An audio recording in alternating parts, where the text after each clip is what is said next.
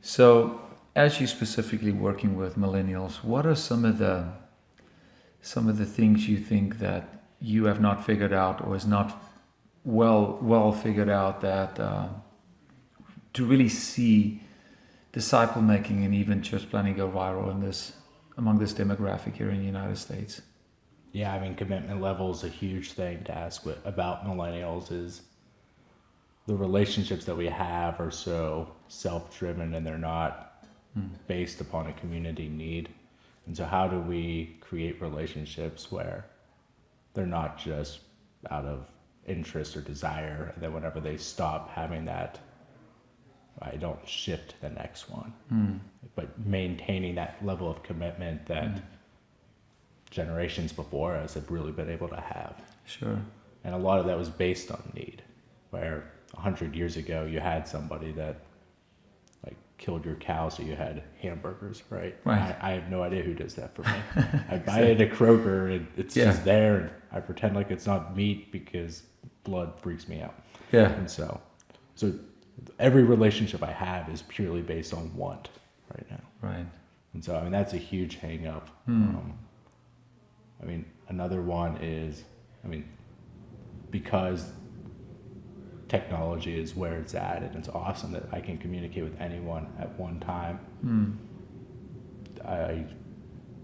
That whole like scheduling meeting times, like trying to say like every Wednesday night we're going to have our group meet, like people aren't, that's not an option. So you have to be more flexible with your time, which having a family is not always the easiest thing to do. Yeah. I'm just curious, what's the, in the groups that you've launched, what's the average size of these groups? Between 5 and 12. 5 and 12. Oh wow. Yeah. So, but none of them have gone to second generation, and most of them have fallen apart based on people moving or just a lack of commitment. Yeah. And so, Cool. just trying to figure out entry points, trying to figure out sustainability, how it's then replicable. Those are really my biggest questions of how to make it sustain, how to make it replicable. Yeah.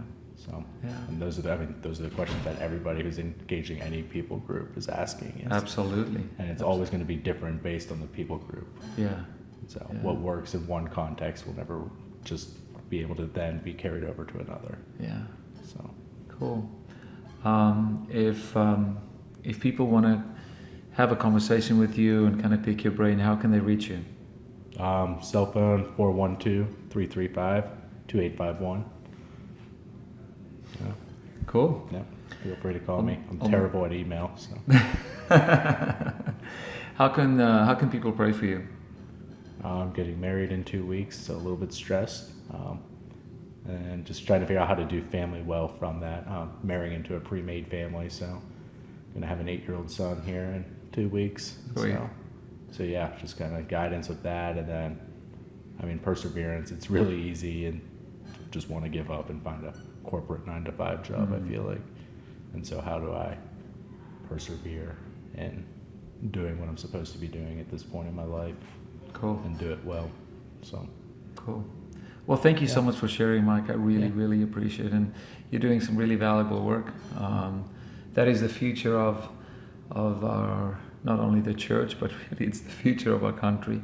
And, statistics show that the church are really losing this generation. So we need to, it's critical, the work you're doing.